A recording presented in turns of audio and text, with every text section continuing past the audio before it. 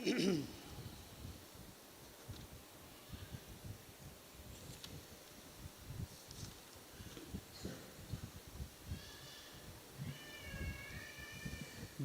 மாதத்தினுடைய முதல் செவ்வாய்க்கிழமை பாலவாக்கம் கடற்கரை அந்தோனியாவுடைய இந்த தெய்வீக திருத்தலத்துக்கு வந்து திருப்பலியிலே பங்கெடுத்து கொண்டிருக்கிற உங்கள் அனைவரையும் ஆண்டவருடைய வல்லமையுள்ள நாமத்தினால் உங்களை வாழ்த்துகிறோம், வரவேற்கிறோம். இந்த தெய்வீக திருப்பலியிலே ஆண்டவருடைய அளவில்லாத இரக்கமும் அன்பும் ஆசீரும் நீங்கள் பெற்று செல்லும்படியாக உங்களுக்காக ஜெபிக்கிறோம். இல்லை, நல்லா இருக்கீங்களா? நல்லா இருந்தால் நாங்கள் ஏன் பதிங்க வரோம்? நல்லா இருந்தால் நாங்கள் வீட்டில் இருப்போமே. வீட்டில் எதுவுமே சரியில்லை, எதுவுமே நல்லா போகலை, நம்ம நினச்சபடி நம்ம வாழ்க்கை இல்லை, நினச்சபடி எதுவும் நடக்க மாட்டேங்குது. அதனால தான் அந்தோனியா தேடி வருகிறோம். எல்லாம் நல்லா இருந்தால் நாங்கள் வீட்டில் இருப்போம் இல்லையா அப்படின்னு நீங்கள் நினைக்கிறது புரியுது. நல்லா இருக்கீங்களா? ஓகே. எதனால் வந்தீங்க கோயிலுக்கு, பாலவாக்கத்துக்கு? புரியலம்மா. நீங்கள் எம்ஜிஆர் போல் கண்ணாடி போட்டுருக்கிறீங்களா? எதுக்கு? நன்றி சொல்ல வந்துருக்கிறீங்க. அப்போ அவ்வளோதான், ஒரே வார்த்தை முடிஞ்சிச்சு, நன்றி சொல்ல. வேறு என்ன சொல்ல? நன்றியை தவிர வேறு ஒன்றுமில்லைப்பா. சூப்பர். இந்த வசனம் நீங்கள் கேள்விப்பட்டிருப்பீங்க, நீங்கள் நல்லவரா கெட்டவரா அப்படின்னு சொல்லி கேள்விப்பட்டிருக்கீங்களா? உங்களை யாராவது பார்த்து கேட்டுருக்காங்களா? நல்லவரா கெட்டவரா அப்படின்னு சொல்லி என்னை பார்த்து கேட்டாங்க, நீங்கள் நல்ல சாமியாரா கெட்ட சாமியாரா அப்படின்னு சொல்லி. ஒரு மனுஷனை பார்த்து நல்லவரா கெட்டவரா அப்படின்னு கேட்க முடியும், கேட்கலாம். ஏன்னா சில சமயத்தில் நம்ம நல்லவங்களாக இருக்கிறோம், சில சமயத்தில். அப்போ அடுத்தவுடைய பார்வைக்கு நாம் நல்லவர் போல காட்சி அளிக்கிறோம். ஆனால் எல்லா சமயத்திலும் நாம் நல்லவங்களாக இல்லை. சில சமயத்தில் நாம் கெட்டது செய்கிறோம், கெட்டது பேசுகிறோம், கெட்டது பண்ணுறோம். அப்போ அதை பார்க்கிற போது அவர்களுடைய பார்வையில் நாம் எப்படிப்பட்டவர்களாக இருக்கிறோம்? கெட்டவராக இருக்கிறோம். ஆக நாம் சில சமயங்களில் நல்லவராக இருக்கிறோம், சில சமயத்தில் கெட்டவராக இருக்கிறோம். அப்போ பார்க்கிறவர்கள் நீங்கள் உண்மையிலே நல்லவனா கெட்டவனா? நல்லது செய்கிறீங்க, நல்லவனாக இருக்கிறீங்க, அதே சமயத்தில் கெட்டது பண்ணுறீங்க, கெட்டவனாக இருக்கிறீங்க, நீங்கள் நல்லவரா கெட்டவரா? இதே வசனங்களையா என்னுடைய இன்னொரு முகத்தை நீங்கள் பார்க்கல.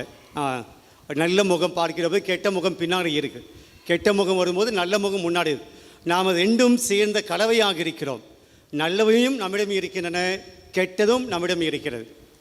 இப்போ மனுஷனுக்கு இது பொருந்தும், இந்த கேள்வி, நல்லவனா கெட்டவனான்னு சொல்லி.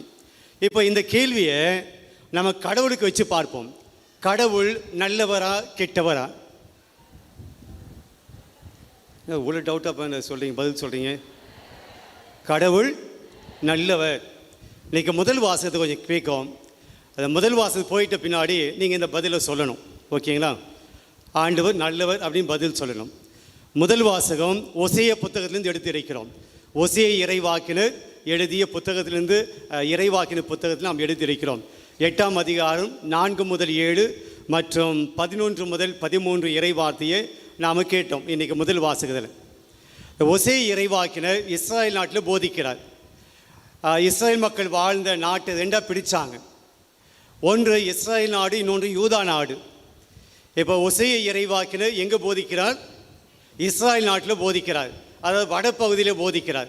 வடப்பகுதி வந்து இஸ்ராயல் நாடு, கீழ்ப்பகுதி தென்பகுதி வந்து யூதா நாடு. இப்போ இஸ்ராயல் நாட்டில் ஓசேயா இறைவாக்கினர் போதிக்கிறார். என்ன சொல்லி போதிக்கிறார்? அவர்களுக்கு கடவுளுடைய சாபம் இருக்கிறது, கடவுளுடைய தண்டனை இருக்கிறது என்று போதிக்கிறார். என்ன நடந்துச்சு? இஸ்ராயல் நாட்டை ஆட்சி செய்த யெரொபெயாம் என்கின்ற மன்னன் கடவுளுடைய கட்டளைகளை கடைபிடிக்கலை, கடவுளுடைய வழியில் தன்னுடைய மக்களை வழி நடத்தலை. பாவம் செய்கிறான், மக்கள் பாவம் செய்ய அனுமதிக்கிறான், வேற்று தெய்வங்களை கொண்டு வருகிறான், பலிப்பீடங்களை அமைக்கிறான், ஆண்டுடைய நியமங்களை கட்டளை கடைபிடிக்க சொல்லலை. ஆக மக்கள் உண்மையான கடவுளை, யாவே கடவுளை விட்டுட்டு போலி தெய்வங்களை, போலி கடவுளை வழிபட்டாங்க. அது மட்டுமல்ல, ஒழுக்கக்கேடான காரியங்களை செய்தார்கள். ஸோ இதன் நிமித்தம் அந்த நாட்டிலே பலவிதமான பிரச்சனைகள். அதன் பின்பாக அடுத்த மன்னன் வருகிறான். அவனும் அதே போல மக்களை வழிநடத்துகிறான். இந்த 2 மன்னர்களும் இறந்து போகிறார்கள். அப்போ இந்த மன்னன், அந்த மன்னனுடைய சீட்டில் அரசன் வர வேண்டும், மன்னர்கள் வர வேண்டும், ஒரு நாட்டை வழி நடத்தணும். வழக்கமாக யூத சமூகத்தில் யூத மக்களை ஆட்சி செய்வதற்காக மன்னர்களை, அரசுகளை ஏற்படுத்துவது யாராக இருந்துச்சு? தொடக்க காலத்தில் யார் அரசனை ஏற்படுத்தினாங்க, அபிஷேகம் செஞ்சாங்க? புரியல. இறைவாக்கினை யார் வழியாக? கடவுள் தான் தாவீது மன்னனை அபிஷேகம் செய்கிறார், சாலமோன் மன்னனை அபிஷேகம் செய்கிறார், சவுலை அபிஷேகம் செய்கிறார். ஆனால் இப்போ என்ன ஆயிடுச்சுன்னா, ஒசே இறைவாக்கில் போதிக்கூடிய காலத்தில் இவர்கள் தங்களுடைய நாட்டை ஆட்சி செய்வதற்கு கடவுளுடைய உதவி கேட்கல. ஆண்டவர் எங்களுக்கு ஒரு நல்ல மன்னனை கொடுங்க, நீங்கள் வழிகாட்டுங்க, யார் மன்னனாக இருக்கணும் அப்படின்னு சொல்லுங்க அப்படின்னு சொல்லி கடவுளுடைய உதவியை கேட்கல. மக்களே அவங்களுக்குண்டான அரசர்களை நியமித்து கொண்டார்கள். அவர்களுக்குண்டான அரசுகளை அவர்கள் ஆட்சியில் உட்கார வச்சாங்க. இந்த மன்னர்கள் தங்களுடைய இஷ்டம் போல ஆட்சி செய்ய ஆரம்பித்தாங்க.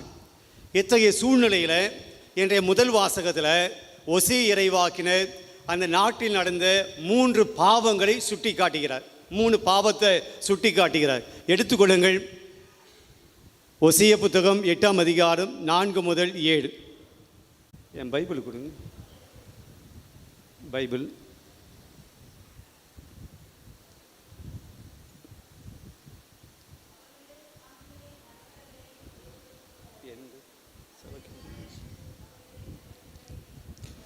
ஒரு நிமிஷம் நீங்கள் படிக்கிறது பக்கத்தில் உங்களுக்கு கேட்கலையே.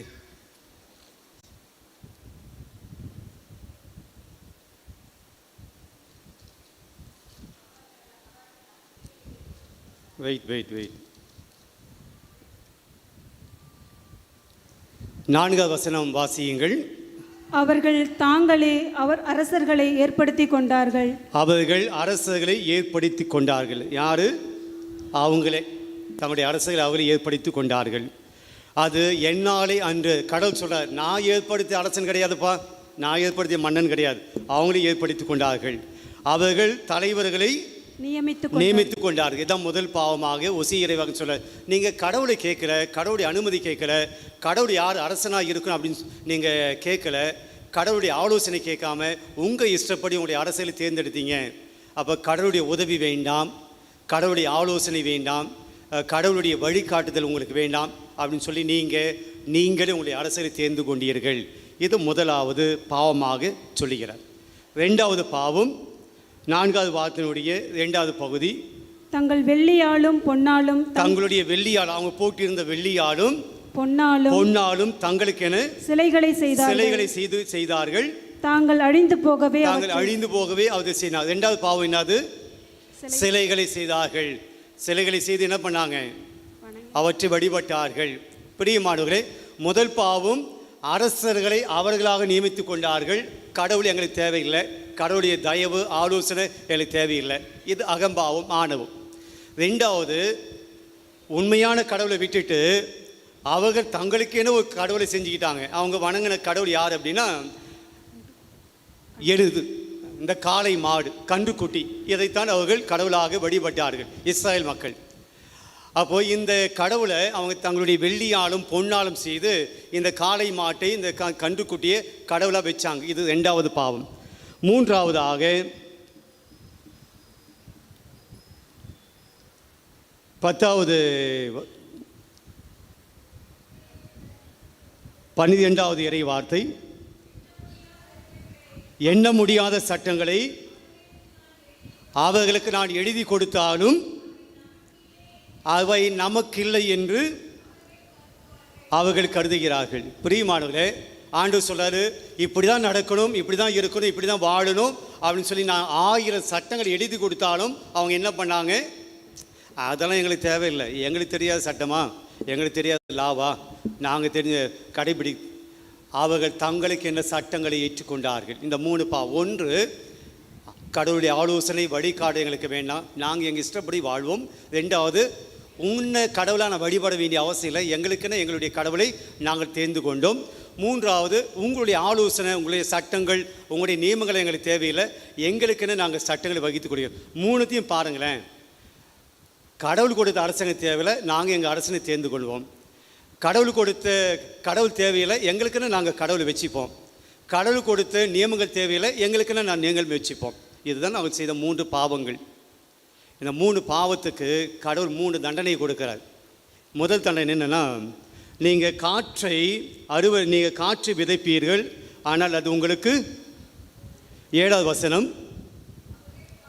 காற்றை விதைக்கிறார்கள், கடும் புயலை அறுவடை செய்வார்கள். காற்றை விதைத்தால் காற்று தானே வரணும். நீங்கள் நெல் விதைத்தால் நெல் தான் வரணும் இல்லையா? நீங்கள் கேழ்வரகு விதைத்தால் கேழ்வரகு, அதில் கோதுமை வராது. இவங்க காற்றை விதைக்கிறார்கள், என்ன வரணும்? காற்று தான் வரணும். ஆனால் அவங்க என்ன அறுவடை செய்கிறார்கள்? புயலை அறுவடை செய்கிறார்கள். அப்போது நீங்கள் ஒன்று செய்வீங்க, ஆனால் அது உங்களுக்கு பலன் அளிக்காது, ஆனால் வேறு மாதிரியாக உங்களுக்கு விளைவுகள் ஏற்படும். அடுத்து, வளரும் பயிர் முற்றுவதில்லை. பயிர் வளரும் ஆனால் முத்தாது. அந்த நெல்லை பற்றியெல்லாம் தெரிஞ்சிருப்போம். நெற்கதிகள் வரும், அந்த பால் பிடிக்கும், நெற்கதியில் பால் பிடிக்கும், ஆனால் அது முத்தி வந்தால் தான் அது நெல்லாக மாறும். ஆனால் பயிர் வளரும், ஆனால் நீங்கள் என்ன பண்ண முடியாது, முத்தாது. அது பயிராகத்தான், நாத்தாக தான் இருக்கும், அது பயிராக வராது. பயிர் முற்றுவதில்லை. அதுக்கடுத்து, கோதுமை நன்றாக விளைவதில்லை, அப்படியே விளைந்தாலும் அந்நியரே அதை விழுங்குவர். கோதுமை நன்றாக விளையாது, அப்படியே விளைஞ்சாலும் நீங்கள் அதை சாப்பிட மாட்டீங்க. யாருக்கு கிடைக்கும்? அது அடுத்தவன் தான் சாப்பிடுவான். பிரியமானவரே, அடுத்து கடைசியாக நான் பார்க்கிற போது 13வது வசனத்தில் இன்னொன்று சொல்லுவார். 13வது வசனம், பலியை அவர்கள் விரும்புகின்றார்கள், பலி கொடுத்து அந்த இறைச்சியையும் உண்ணுகிறார்கள், அவற்றின் மேல் ஆண்டவர் விருப்பம் கொள்ளவில்லை, அதற்கு மாறாக அவர்கள் தீச்செயல்களை நினைவில் கொள்கின்றார். அவங்க பலி செலுத்துகிறாங்க, ஆண்டவருக்கு பலி செலுத்துகிறாங்க, ஆனால் அந்த பலிகளெல்லாம் ஆண்டவர் ஏற்றுக்கலை. ஏன்னா அவங்க மற்ற எல்லா பாவத்தையும் அவங்க செஞ்சுன்னு இருக்கிறாங்க, ஆனால் வழிபாடுகளை மட்டும் கரெக்டாக நடத்துகிறாங்க. ஆண்டவர் அந்த பலிகளை ஏற்றுக்கொள்வதில்லை. தொடர்ந்து வாங்க. அவர்கள் செய்த பாவங்களுக்கு தண்டனை வழங்குவார், அவர்களோ எகிப்து நாட்டுக்கு திரும்புவார்கள். எங்கிருந்து வந்தாங்க அவங்க? முதல்ல இஸ்ராயல் மக்கள் எகிப்திலிருந்து வந்தாங்க. ஆண்டவர் சொல்கிறாரு, திருப்பி நீங்கள் எகிப்துக்கு போவீங்க அப்படின்னா என்ன அர்த்தம்? எகிப்து நாட்டுக்கு போனாங்களா? அவங்க போல. ஆனால் என்ன அர்த்தம்? நீங்கள் திருப்பி எகிப்து நாட்டுக்கு போவீங்க அப்படின்னு என்ன அர்த்தம்? எகிப்து நாட்டில் அடிமைகளாக இருந்தீங்க இல்லையா, அதுதான் உங்களுக்கு கிடைக்கும்.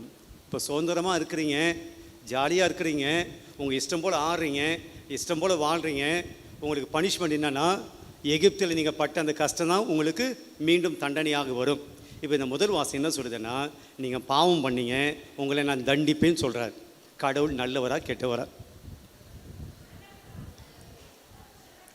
ஆமாம், அவங்க தப்பு பண்ணால் அவங்களை தண்டிக்கணும், அந்த கடவுள் நல்லவர் தான். நம்ம தப்பு பண்ணால் அப்போது கடவுள் கெட்டவர். ஏன் கடவுள் இந்த தண்டனை? மற்ற எவனும் பாவம் செய்யலையா, ஊர் உலகத்தை எவனும் இந்த பாவம் பண்ணலையா, நான் மட்டும்தான் பண்ணனா, என் குடும்பம் மட்டும்தான் பண்ணிச்சா, என் குடும்பம் மட்டும் ஏன் இந்த கஷ்டம் கேட்குறமா இல்லையா? அப்போ மட்டும் கடவுள் கெட்டவராக மாறிவிடுகிறார். அப்போ கடவுள் நல்லவராக கெட்டவரா? மற்றவங்களை தண்டிக்கிற போது கடவுள் நல்லவர், என்னை தண்டிக்கிற போது கெட்டவர் அப்படின்னு நினச்சிக்கிறோம். இது முதல் வாசம் சொல்லுது. ஆனால் இன்றைக்கி நற்செய்தி வாசல் என்ன சொல்லுது? கடவுள் ஆயினெல்லாம் ஆடுகளை ஓடி இருந்த மக்களை பார்த்து பரிவு கொண்டார், அன்பு காட்டுறாரு அப்படின்னு சொல்லுது. இங்கே கடவுள் தண்டிக்கிறாரு, இங்கே கடவுள் அன்பு செய்கிறார். இது 2 தான் நமக்கு பிரச்சனை. கடவுள் ஒரு பக்கம் அன்பை பற்றி பேசுகிறார், எல்லா சூழ்நிலையும் உங்களை ஏற்றுக்குவேன், உன்னை விட்டு விலகுவதில்லை, உன்னை கைவிடுவதில்லை அப்படின்னு அந்த கடவுள் சொல்கிறார். இங்கே நான் உன்னை தண்டிப்பேன், திருப்பி எகிப்து நாட்டுக்கு உன்னை அனுப்புவேன், நீ காற்று விதைத்தாய், நான் புயலை தான் கொடுப்பேன், நீ கோதுமை போட்டாலும் அது நீ சாப்பிட முடியாது, நீ பஞ்சத்தில் செத்து போவ, உன்னை நான் தண்டிப்பேன் அப்படின்னு சொல்கிறார். இங்கே கடவுள் கோபம் உள்ள கடவுளாக, தண்டிக்கிற கடவுளாக இருக்கிறார்.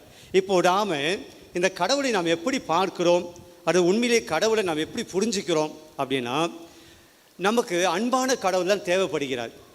எப்பவுமே ஆசீர்வதிக்கிற கடவுள் தான் நமக்கு தேவைப்படுகிறார். அந்த கடவுளை தான் நம்ம ஆசைப்படுறோம், அந்த கடவுள் தான் நமக்கு எப்பவுமே பிடிக்குது, அந்த கடவுளை தான் நம்ம எப்போதுமே வேண்டுகிறோம். அன்பான கடவுளாக இருக்கணும், ஆசீர்வாதம் கொடுக்க கடவுளாக இருக்கும். ஆனால் இங்கே பழைய ஏற்பாட்டிலே கடவுள் இன்னொரு முகத்தை காட்டுகிறார், நீ தப்பு பண்ண நான் தண்டிப்பேன். இப்போது நாம் கடவுள் உண்மையிலேயே தண்டிக்கிற கடவுளா அல்லது அன்பு செய்கிற கடவுளா? இங்கே தண்டிக்கிற கடவுளாகவும் இருக்கிறார், அன்பு செய்கிற கடவுளாகவும் இருக்கிறார். அப்படி தானே? இப்போ பிள்ளைகள் உங்களுடைய வீட்டில் நீங்கள் ரொம்ப கண்டிஷனாக இருக்கக்கூடிய அம்மாவா அப்பாவா உங்களை எதிர்பார்க்குறாங்களா? நீங்கள் என்ன பண்ணாலும் கண்டுக்காமல் இருக்கக்கூடிய அப்பாவா அம்மாவா இருக்குன்னு எதிர்பார்க்குறாங்களா? அதுங்க என்ன எதிர்பார்க்குன்னு தெரிய மாட்டேது ஃபாதர் அப்படின்றீங்களா? ரெண்டு பிள்ளைங்க உங்ககிட்ட எதிர்பார்க்குறாங்க. அப்படியே நீங்கள் என்ன பண்ணாலும் தப்பு பண்ணாலும் அப்படியே அன்பு காட்டக்கூடிய அப்பாவா அம்மாவா எதிர்பார்க்குறாங்களா? இல்லை தப்பு பண்ணிக்கிற போது கண்டிக்கிற அம்மாவா கண்டிக்கிற தகப்பனை உங்களை பிள்ளைகள் எதிர்பார்க்குறாங்களா? நீங்கள் ஏதோ சொல்கிறீங்க, நான் கேட்கல. பொதுவாக சொல்கிறேன். தண்டிக்காத, திட்டாத, கண்டிஷன் போடாத, நிபந்தனை போடாத, அடிக்காத, இப்படிப்பட்ட அம்மா இப்படிப்பட்ட அப்பாவா இருக்கணும் என்பதுதான் எல்லா பிள்ளையும் நீங்கள் எதிர்பார்க்கிறார்கள்.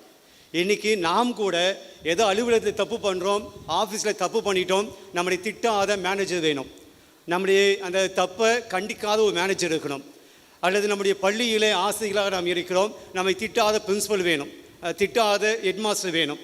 நம்ம தப்புகளை அடுத்து திட்டக்கூடாது. நாம் தப்பு செஞ்சாலும் கூட அது அன்பாக, ரொம்ப கரிசனையாக, ரொம்ப பரிவாக, பரவாயில்ல அடுத்த வாட்டி செய்யாதீங்க, பரவாயில்ல இனிமேல் நீங்கள் பண்ணாதீங்க, இப்படி சொல்லக்கூடிய ஒரு மனுஷன் தான் நமக்கு தேவன். இவர்களைத்தானே நாம் எதிர்பார்க்கிறோம். இது அப்படியே நடந்து கொண்டிருந்தால் என்ன ஆகும்?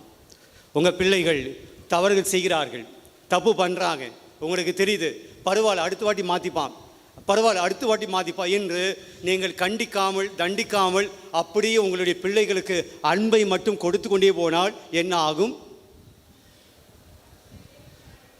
இப்போதான் அப்படி தான் இருக்கானுங்க ஃபாதர் அப்படின்றீங்களா? என்ன ஆகும் கேட்காதீங்க, இப்பயும் அப்படி தான் இருக்காங்க. என்ன ஆகும்? அவங்களுடைய ஃப்யூச்சர் பாழாய் போகும். அவர்கள் ஒடுக்கமற்றவர்களாக, அவர்கள் இந்த சமூகத்தில் தீயவர்களாய் கெட்டவர்களாய் மாறுவார்கள். நம்முடைய அலுவலகத்தில் தப்பு செய்யக்கூடிய ஊழியர்களை கண்டிக்காத, தப்பு செய்யக்கூடிய பணியர்களை கண்டிக்காத ஒரு முதலாளி, ஒரு மேனேஜர் இருந்தால் அந்த ஆஃபீஸ் என்ன ஆகும்? நாளடைவில் லாபத்தில் போகாது, நஷ்டமாக போய்விடும், வேலை நடக்காது, வேலை செய்ய மாட்டாங்க. பெரிய மாடுகளே, அதை அப்படியே கடவுள் கொண்டு வந்து வைங்க. அப்போது அன்பு என்பது என்னவென்றால், உண்மையாக ஒரு அப்பா அம்மா பிள்ளைகளை நீங்கள் அன்பு செய்கிறீர்கள் என்றால், நீங்கள் அன்பு காட்டுகிற போது கொடுக்கக்கூடிய அன்பை கொடுத்துவிட்டு தவறு செய்கிற போது அந்த பிள்ளைகளை கண்டிக்கக்கூடிய உரிமையை நீங்கள் எடுத்துக்கொள்ள வேண்டும். உண்மையான அன்பு என்ன தெரியுங்களா? அவர்கள் தவறு செய்கிற போது தவறை சுட்டி காட்டுவதுதான் உண்மையான அன்பு. தவறை வளர்க்கக்கூடிய, தவறுகளை இன்னும் அதிகமாக செய்யக்கூடிய ஒரு சூழலை நீங்கள் கொடுக்குறீங்க அப்படின்னா, அவன் தப்பு மேலே தப்பு பண்ணுவதற்கு நீங்கள் அனுமதிக்கிறீங்கன்னா நீங்கள் உண்மையாகவே அன்பு செய்யலை, பிள்ளைகள் மீது அக்கறை செலுத்தவில்லை, அவங்க நாசமாக போகட்டேன்னு விட்டுறீங்க. ஆக அன்பு என்பது அது கண்டிப்புக்குள் வரக்கூடிய ஒரு விஷயம், அது பொறுப்புணர்வுக்குள் இருக்கக்கூடிய ஒரு விஷயம். அன்பு என்பது எதையுமே கண்டுக்காமல் இருப்பது அல்ல, எதை செய்தாலும் பிரச்சனை இல்லை என்பதை விட்டு விடுவதல்ல, அப்படியே கை கழுவி விடுவதல்ல. அன்பு என்பது பொறுமை உள்ளது, அதே சமயத்தில் அது பொறுப்பு உள்ளது என்பதை புரிந்து கொள்ள வேண்டும். அன்பு பொறுமை தான், கடவுள் மன்னிக்கிறார், மன்னித்து கொண்டே இருக்கிறார். ஆனால் அதே சமயத்தில் அன்பை வாங்கக்கூடிய, அன்பை பெற்றுக்கொள்ளக்கூடிய இஸ்ராயல் மக்கள் எப்படி இருந்திருக்கணும்? பொறுப்பு உள்ளவர்களாக இருக்க வேண்டும். பொறுப்பில்லாத அன்பு அது உண்மையான அன்பு அல்ல. ஆக இங்கே ஆண்டவர் நிறைய தடவை மன்னிக்கிறாரு, நிறைய தடவை மனமாற்றம் சொல்கிறாரு, நிறைய தடவை என்கிட்ட வாங்க அப்படி கூப்பிட்றாரு. நீங்கள் ஒசியா புத்தகத்தில் படித்து பாருங்கள், நிறைய தடவை மனமாற்றத்துக்கு உண்டான அழைப்பு கொடுக்கப்படுகிறது. ஆனாலும் கூட அவர்கள் ஆண்டவருடைய அன்புக்கு பொறுப்பானவர்களாக, ரெஸ்பான்சிபிலிட்டி இருக்கணும். அவங்களுடைய ஆண்டவருடைய அன்புக்கு பொறுப்பு அற்றவர்களாக, பொறுப்பு இல்லாதவர்களாக, அந்த அன்புக்கு மதிப்பு கொடுக்காதவர்களாக இருந்ததினால் ஆண்டவர் சொல்கிறாரு, நீங்கள் தண்டிக்கப்படுவீர்கள். பிரியமானவர்களே, ஆண்டவர் உண்மையிலே நல்ல கடவுள். நாம் தவறு செய்கிற போது அப்படியே பாவத்தில் விட்டுடாமல் நம்மை சில விஷயங்களை தண்டித்து, நம்மை எச்சரிக்கை விடுத்து, அது தவறு என சில காரியங்களை கொடுத்து நம்மை திசை திருப்பி நம்மை நல்ல வழிக்கு கொண்டு வருவதற்கு தான் அப்பப்போ சில தண்டனைகளை, சில காரியங்களை நமக்கு சுட்டி காட்டுகிறார். அந்த எச்சரிக்கை கொடுக்காமல், அந்த வார்னிங் கொடுக்காமல் இருந்தால் நாம் எப்படி போயிருப்போம்? அது தவறே போயிருப்போம். அப்போ இறைவன் சில சமயத்தில் நம்ம கொடுக்கக்கூடிய சின்ன சின்ன துன்பங்கள், சின்ன சின்ன நம்முடைய வாழ்க்கையில் ஏற்படக்கூடிய இந்த துயரங்கள் நாம் பாசிட்டிவாக எடுத்துக்கொண்டோம் என்றால், இறைவன் இந்த துன்பத்தின் வழியாக ஏதோ ஒன்றை எனக்கு எச்சரிக்கை விடுக்கிறார். நான் ஏதோ தப்பான வழியில் போயிட்டு இருக்கிறேன், கடவுளுக்கு விரோதமாக நான் போயிட்டு இருக்கிறேன், கடவுளுக்கு பிடிக்காத ஒரு விஷயத்தை போகிறேன், இதை கடவுள் எனக்கு எச்சரிக்கை கொடுக்கிறார். சாபம் அல்ல, இது எச்சரிக்கை. அப்போ இதை நாம் புரிஞ்சுக்கணும். அன்பான கடவுள், நல்ல கடவுள், அவர் நல்ல கடவுளாக இருப்பதனால்தான் நாம் தவறான வழியில், நாம் பாவத்தில் போய் சாவில் விழுந்துடக்கூடாது என்பதற்காக எச்சரிக்கை கொடுக்கிறார். பெரியமானவர்களே, உடல்நிலை சரியில்லை என்றால் நாம் கசப்பான மருந்தை குடித்து தான் ஆக வேணும். கசப்பான மருந்து அது கசப்பாக இருப்பதனால் அது நம்முடைய உயிரை குடிச்சிடும் அப்படின்னு கிடையாது. மாறாக அந்த கசப்பான விஷயம்தான் நமக்கு என்னவா மாறுது, நமக்கு நோயை அகற்றக்கூடிய, நோயை நீக்கக்கூடிய மருந்தாய் மாறுகிறது. இறைவன் கொடுக்கக்கூடிய பனிஷ்மெண்ட்ஸ் பனிஷ் பண்ணுறது கிடையாது. ஆனால் அப்படியே சில காரியங்கள் அவர் நமக்கு பனிஷ் பண்ணுறாருன்னா புரிந்து கொள்ள வேண்டும், நாம் ஏதோ தவறான வழியில் போய்கொண்டிருக்கிறோம். ஆக நம்முடைய கடவுள் நல்ல கடவுளா கெட்ட கடவுளா? அவர் தண்டித்தாலும் நல்ல கடவுள். ஏனென்றால் அதுக்கு பின்னாடி என்ன இருக்குது, நாம் நன்றாக இருக்க வேண்டும் என்ற எண்ணம் ஆண்டவருக்கு இருக்கிறது.